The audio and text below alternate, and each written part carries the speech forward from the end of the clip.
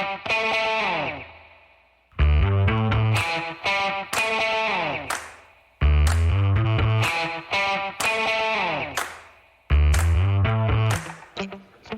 folks. Welcome to another episode of Film Study. This is Ken McKusick, and we're here to continue our Recollections series and talk about a defensive lineman that a lot of us probably have forgotten, Marques Douglas, who played for the Ravens for several years, 2 different tours.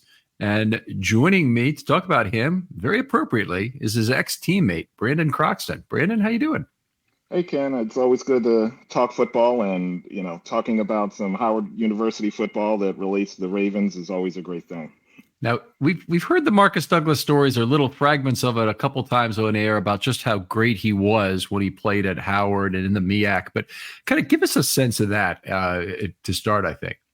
Yeah, so he was an incredible player. He won MEAC Defensive Player of the Year his sophomore year in 1996. Howard was won the National Black College Championship that year. Ted White was our quarterback. He was MEAC Offensive Player of the Year, and Marques Douglas was Defensive Player of the Year. I mean, he's a great pass rusher in that year. I think he had like 14 sacks from the almost all from the interior, and he was a great player. I was going to ask, where did they line him up? Did he line up on the edge, or as a 3-tech, or where were they trying to use him in college? Yeah, so we mostly we played a 4-3, and he was a 3-tech defensive tackle most of the time. He did play some defensive end, but he was mostly defensive tackle. And believe it or not, even some years on our goal line, he actually moved to linebacker, middle linebacker. And I'll tell you a quick story. So there was one play, we were on goal line and he played linebacker, and the other team tried to block him with the tight end. And the way I guess I could best describe it for people, if you all remember the Chad Ochocinco where he tried to block Ray Lewis on the goal line and just got obliterated. That's what Marques Douglas did to that tight end. He tried to block him, and he just put him right on his backside. They scored on that play, but it was one of those plays where you could hear the pads collide, from the sideline.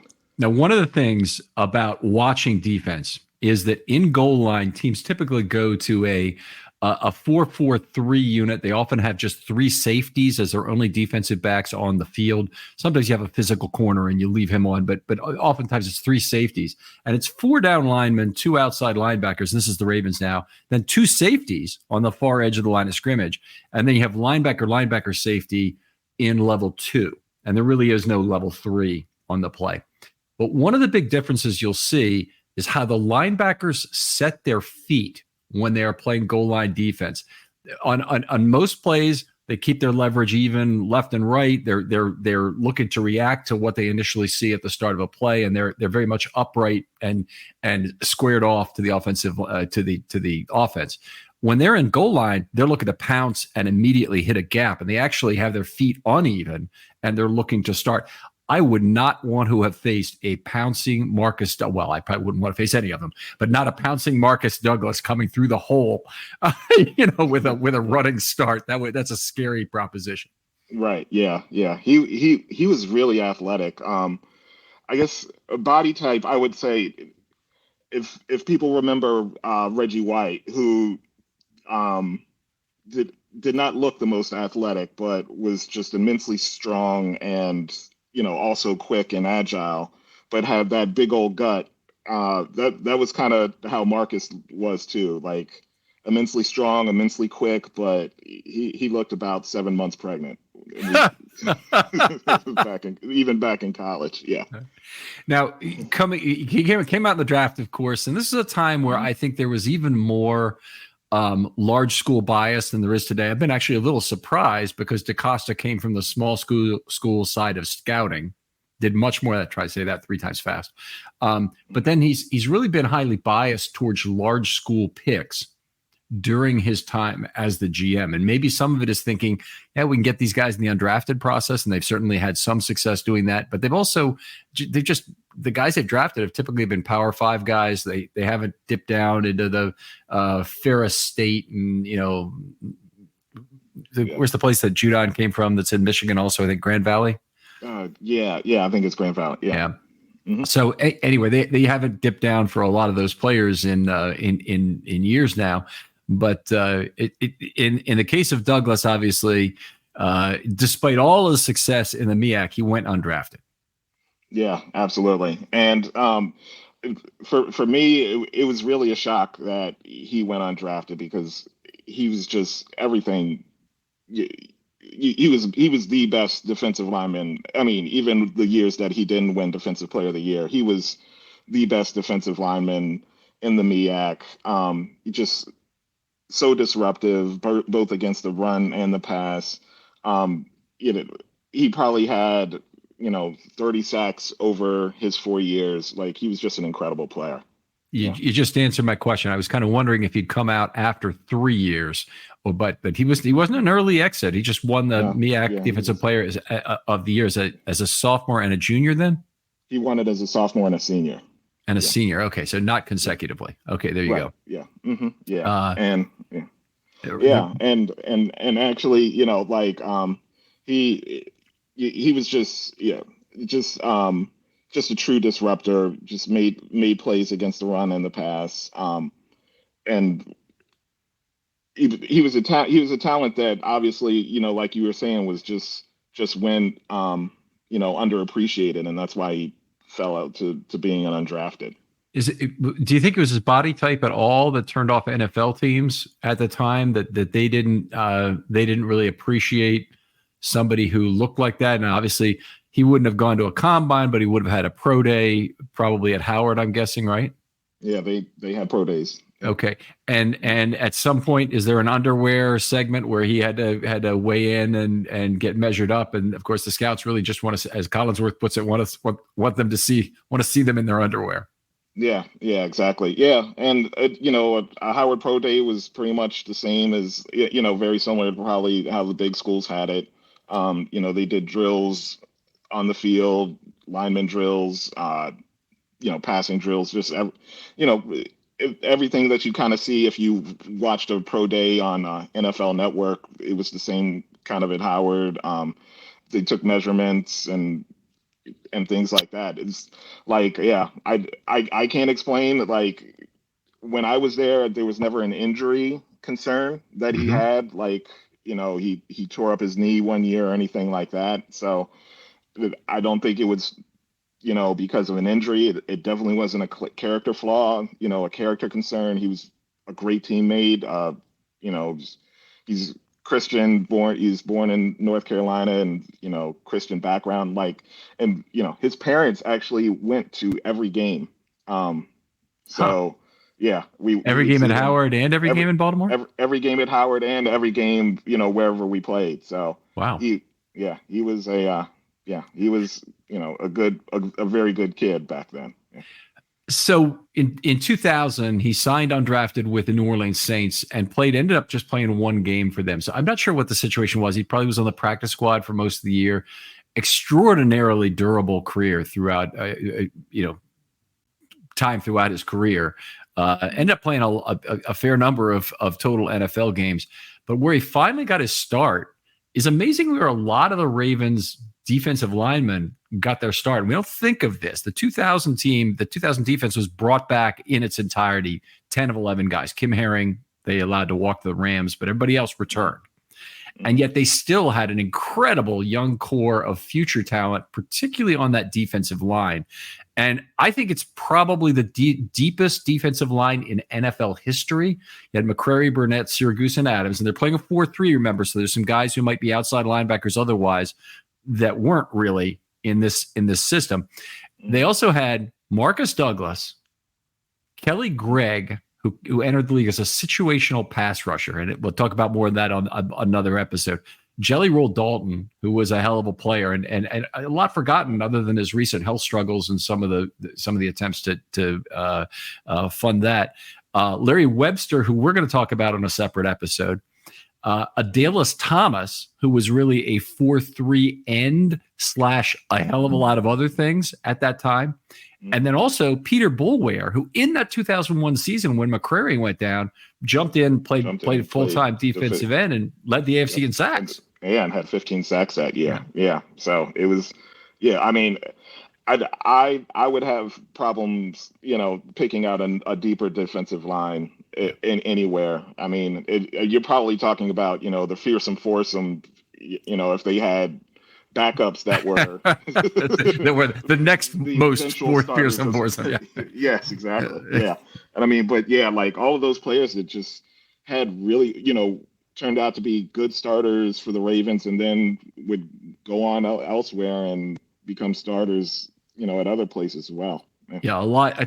In terms of, I think the way I define it is in terms of like total career games playing for the same team in a year. I'm guessing this has got to be right up there because Douglas, Gregg, Dalton, Webster, and Thomas all had long careers. 10-year careers. Yeah.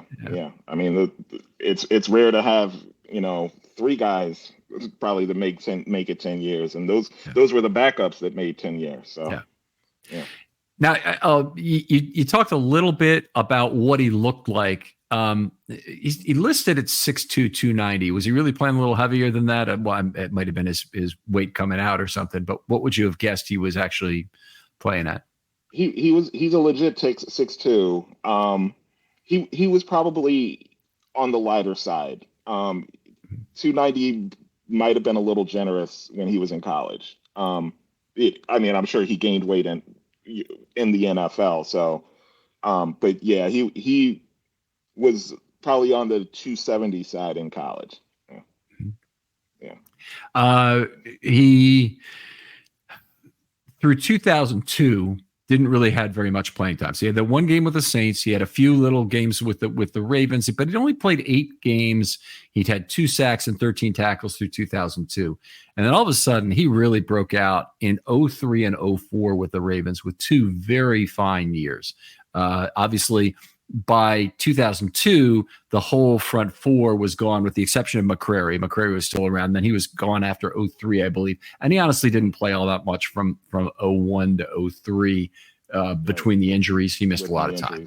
Yeah, exactly. Yeah. Mm-hmm. But back to Douglas. Douglas had a terrific year in 03. Yeah, that was a big, huge breakout year. He was able to win a starting job. Played that starting defensive end, and was it 2003 that they switched to the 3-4? Yeah, they're in the 3-4, so he was really a 5 tech and sometimes a 3 tech because they play a lot of nickel, of course. But yeah. Okay. Yeah. So when they switched to the 3-4, he won the defensive end spot, and he really broke out. And he was that playmaker for the Ravens that he had been at Howard. He was always a tremendous penetrator, and he did that with the Ravens. Was able to make stops on the on the run. He had over 10. He had about 10 tackles for losses and 4.5 sacks. So he proved just a tremendous value. While he's still making basically undrafted rookie money. Yes, for the Ravens. And you had a player for 5 years back then, so the 4-year free agency didn't come into the 2011 CBA, so he's a real value from that perspective. Had 4.5 sacks that year. Here's the big thing: he played 732 snaps in 2003. Now the Ravens don't have anybody playing that many snaps today. 69.4% of the snaps, and it's remarkable in terms of that sort of durability for a player. Now, they have had a few guys who've been up in the 70% range. Kelly Gregg, I think, made it either once or twice, and Elodie Nada did it 4 times, where they had 70%. It's always like right at 70, 72. I think Nada was one year at 76% of snaps. But I just want to point out, for the Ravens, a rotational team, Marques Douglas was a player you wanted to have on the field a lot, and he could help you run and pass. But a guy that they really had to worry about overusing. Right. Yeah. I mean, the durability is, so huge, and being able to just play that many snaps and be durable over a 16 game, especially as physical as the NFL was back then. A lot more running, not as much passing, but it was starting to transition to a more passing league. But it was still just a very physical league, and to be able to play that many snaps and be that productive on the defensive line is, it shows, what a great athlete he was, and, what a hard worker he was in the offseason to be able to prepare for playing so many snaps. What do you remember about him personally in terms of him technique-wise, in terms of violent hands, first step? What was his kind of like signature of that made him such a great penetrator?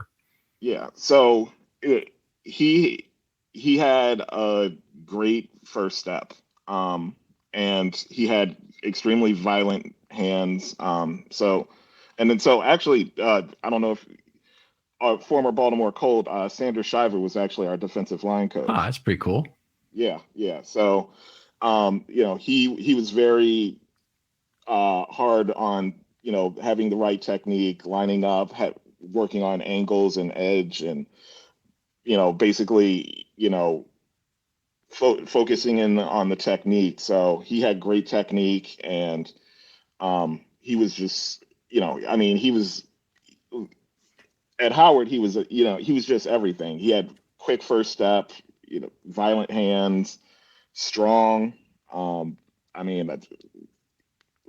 remember in the weight room watching him bench 250 incline press 250 pounds, like 20 reps, and I was like, well, that's something I'll never do.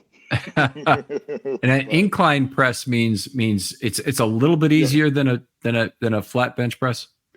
Incline is harder than the bench press because you're basically kind of at a 45-degree angle rather than laying completely on your back. So it's a lot harder to bench that much from the incline. And yeah, he could bench that kind of weight that many times. So he was country strong, I guess you could say. All right. Well, very good. It had a fairly similar year in 2004, and I've got a comp for people. And this is a comp that you may remember, but I think a lot of other people won't, honestly. James Jones, a nose tackle for the Ravens in the late 90s, kind of similarly undersized, similar build in terms of being right around 6'2" and just under 300 maybe. Very slippery. And Marvin Lewis realized that value and used him to stunt more than any player in Ravens history. And by the way, I have been trying to find James Jones to be on this show for an interview. If anybody knows how to reach him, I kind of know he's in a particular town that was affected by Hurricane Katrina, and I've seen some articles about it, but I haven't been able to find his contact information. If anybody knows and would pass him a message, I'd really appreciate it. That I'd love to have him on this show. But James Jones, I thought, fairly comparable player, and a guy who certainly racked up some sack numbers similar to Douglas in terms of being a very valuable interior penetrating defensive lineman. After you have Matt Abike for a season, you kind of make other people seem less, but a 5 sack total for an interior defensive lineman throughout Ravens history has always been a remarkably high total. That's a heck of a year. That's a heck of a year for any interior pass rusher, because you're often getting double teamed. You're also often getting cheap shot by a center. So somehow I knew that was going to come up on this episode again. Yes, you never had a serious injury from a center that affected your career, did you? No, and it's funny. My friends say, something happened to you with the center before. I was like, no, it's just how us defensive linemen think. Okay. You're fighting somebody one-on-one, and somebody comes and hits you in the ribs from behind, and you really don't see it coming. So that's what a center does. You and Marques Douglas, for that matter, and Larry Webster all played in the era where you were allowed to high-low block with consecutive linemen along the offensive line. So now they've made that illegal, and chop blocking also. You can't go high-low from any players. that was true before, but now you could. The last holdout was to allow high-low blocking by consecutive offensive alignment on a defensive lineman. But then they took that away, and the offenses are whining about not being able to run the football, and defenses. It was the biggest reason not to play defensive line was the possibility of getting those high-low blocks. Yeah, I mean, the knee injuries that would happen all the time, it was just so common back then. You just had to do something about it. Like, I mean, similar to a horse collar tackle, or now they're talking about the hip drop. Yeah, where it's just a dangerous play, and you got to try to eliminate as many dangerous plays as you can, because football's as hard as it is without the dangerous ones. So yeah. All right. He left after 2004, and we have some individual game highlights to talk about. We'll get back to it in a minute. Always had a number of plays for loss. He had 10 in 2003, 11 in 2004. He had 13 with the 2007 San Francisco 49ers. So he went out there, had three pretty decent years with them as well, and then came back to the Ravens for 2008. Played 16 games again, so it's the sixth time in a 7-year period that he did that, and had another 330 snaps on that defense. That defense is great. Again, by the way, that 08 defense and the 03 defense are probably the two most not properly placed defenses in Ravens history. So 2000 was great. Of course, 2023 was great. And a lot of people think of 2006 as being great, but they don't really think of 2003 and 2008. And in some of the things I've seen, 2008 is the greatest Ravens defense. Oh, yeah. I'd certainly remember that was a great one. I mean, I think a lot of people will probably remember that was Joe's rookie year, and the excitement of us finally having a decent quarterback probably overshadowed the defense a little bit. But yeah, that was, I mean, they won a bunch of 17-14 type of games, and that was one of those great teams. And like, maybe I'm misremembering, but I don't think anybody had that one of those monster. Well, no, Ed Reed. That was the year Ed Reed had like 10 Ed Reed interceptions. had a monster year, yeah. And yeah, okay, yeah. But he didn't win Defensive Player of the Year for whatever reason. Yeah. They gave it to Palomalo or Harrison, one of those two. That was so Harrison. Yeah, it was Harrison that year. I think this is the year, and I'm looking at the thing right now, making sure that I've got this right. But I think this is the year they didn't allow more than 13 points in any home game, which is that's incredible for a run at home. And they lost a game or two. They lost one to the Titans 13-10, but they had a great year. Let's talk about some of the big moments in his career. I'm sure you've got a couple because you're a big Marques Douglas fan, but I have four here, and it's sometimes for defensive linemen, it's hard to find these great games or great plays individually. But I've got four here that I wanted to talk about. Sure. You want to start, or you want me to start? Sure. I'll start. I mean, in the 2003 season-ending win against the Steelers. So the big news that day was Jamal Lewis was going for the record, and the Ravens had nothing to play for, which ended up being a pretty stupid decision, given that they had to play the Titans the very next week. But the team was very heavily focused on Jamal Lewis, obviously, at that point. In that game, Marques Douglas had 2.5 sacks. At that point, it was his career high in tackles with 8 in that win over the Steelers. Had a really fantastic game, completely overshadowed by everything Jamal was doing. Yeah, 4 tackles for losses. So he was in the backfield often, and that was definitely one of those highlight years. I remember being at that game, and I, like everybody else, I was cheering for Jamal to get to 2,000 and then break the record. But yeah, he had a heck of a game, and the defense really played hard to try to get the ball back to Jamal as much as possible, because Jamal was having, that was a slow grind for him at the beginning of that game.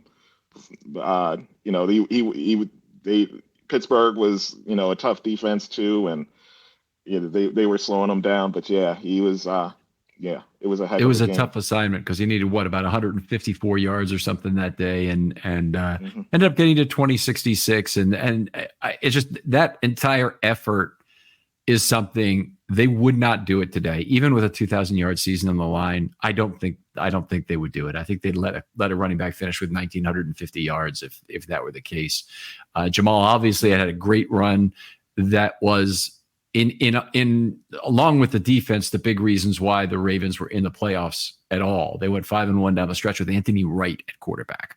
Yep. And that was pretty impressive, but that defense just was something really special. And Marques Douglas, one of the big guys. I'll come up with one other game.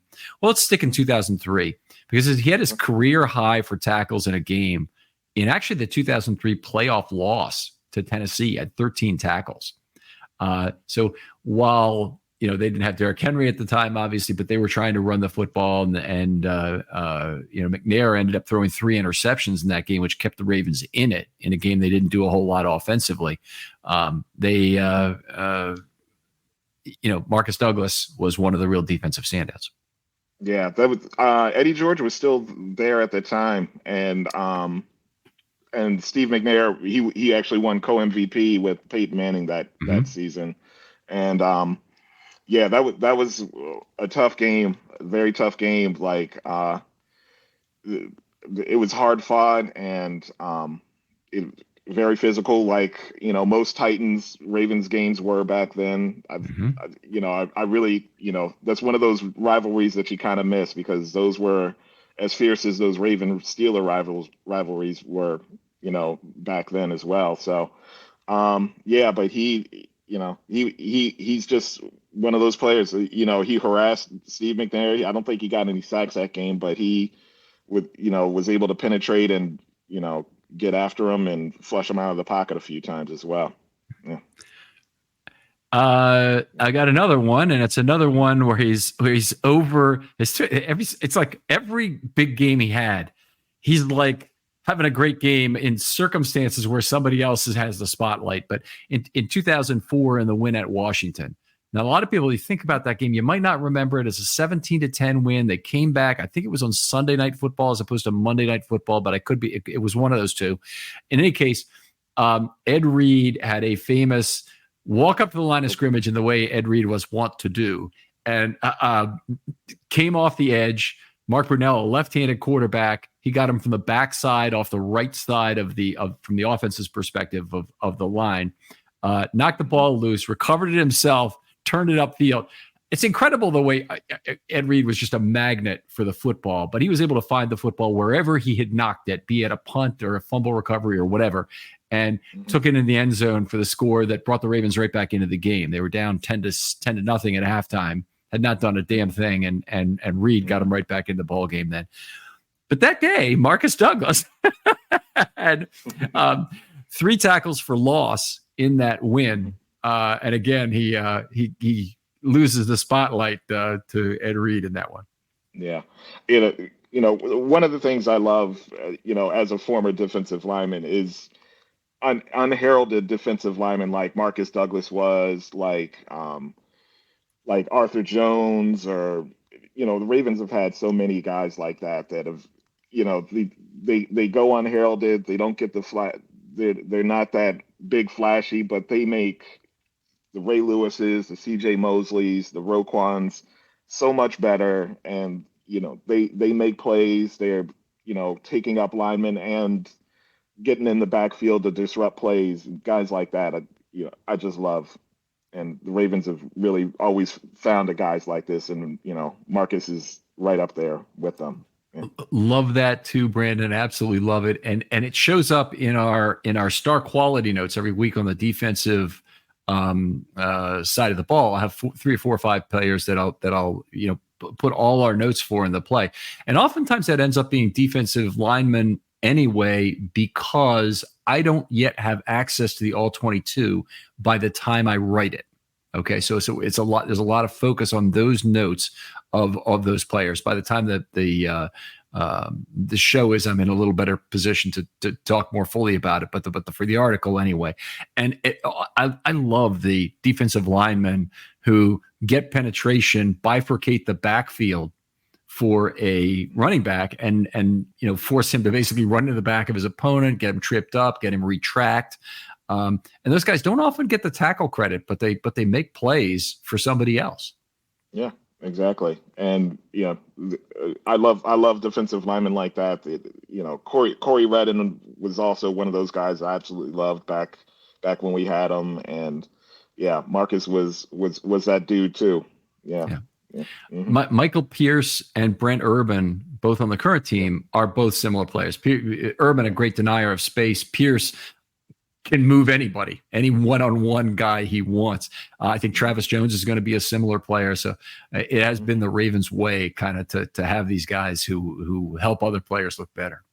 Right. Yeah, exactly. Yeah. How about another highlight of any sort? Another game. So that same season is another game that Ed Reed stole his thunder a little bit. That Jets game back in 2004, when people probably remember him playing rock paper scissors with Will Demps. Will Demps, yes. Yep. And then later in that game, Lamont Jordan throws as dumb a halfback pass as you can right into Ed Reed in the back of the end zone, and Ed Reed took it back 106 yards or whatever. There was a holding penalty that brought it back, but that was the play of the game, and the highlight. And yeah, Marcus had three tackles for losses and a sack and a half and 7 tackles that game. And he actually started a streak of four sacks in 5 games from the interior. Huh. So yeah, but outshined by Ed Reed, of course. Yeah, and so it happens obviously with any number of players. But I tell you what, that 2004 game, I will always cherish it. And Marques Douglas is definitely mentioned by Garceau on the announcing of that game. And if you remember, that's the precursor to Sound FX. It's the first time that they ever did it strictly with recordings from people who were there. It's mostly players, and it's both the Jets and the Ravens radio announcers that they have on, and that they're going back and forth. And so like literally the narration is all done with live sound collected at the game. So Casey Roback was one of the guys who had a mic on him. And I remember the one time where he speaks up is when some defensive lineman is getting off the pile off the top of him, and he presses down on his crotch to do so. And he goes, hey. But you have the rock, paper, scissors with Reed and Demps. You have the reaction on the sideline from Herm Edwards to Lamont Jordan throwing that pass. Basically, I don't know exactly how the time was going. It was, no, that's Ed Reed, kind of thing. Yeah. And what a great game. I mean, if you have not seen that video, it's probably out there on YouTube, because somebody keeps posting it even when they force them to take it down. So it's probably out there as a game of the week on YouTube that you can still watch. And it's one of the all-time great football broadcasts, and one of the ones that's so far ahead of its time and really changed the way in a lot of ways that we look at football. But obviously a great Ravens win, 20-17 in overtime, and very fun to watch. Yeah, absolutely. Yeah, that was Ed Reed's Defensive Player of the Year. Yep. So I guess he deserves a lot of shine for that. But yeah, he outshined my guy. Yeah. that game. Talk about your relationship with you and Marcus over the years. Have you kept up at all with him since he's been back down in North Carolina?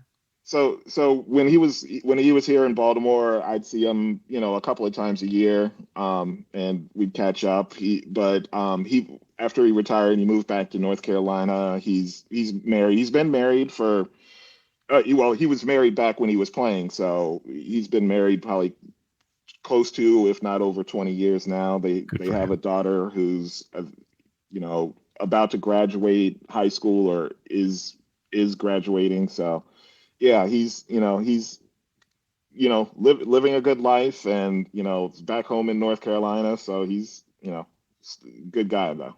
Yeah. All right. He'd be another one that'd be a lot of fun to have on the show to talk about those Ravens defenses of that era, and go through some of that.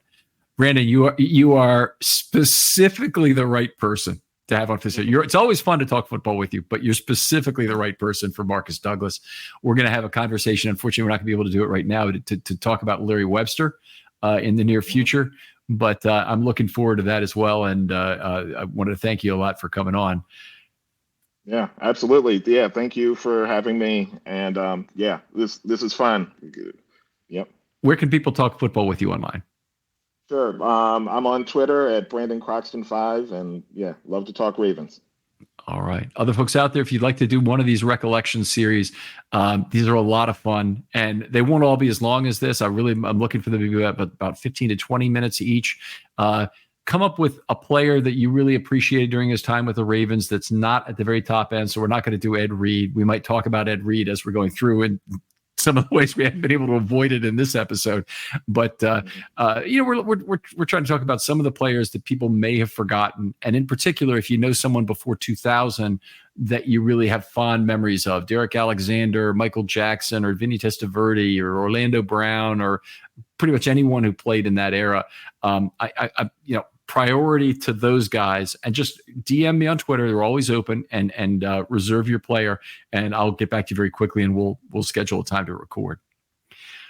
Brandon, thanks again for coming on. Yeah, thanks for having me. And we'll talk to you next time on Film Study.